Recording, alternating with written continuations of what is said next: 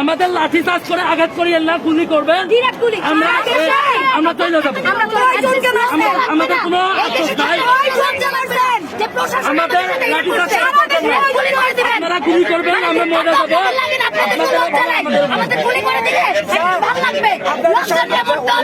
কিছু জানি না কি করে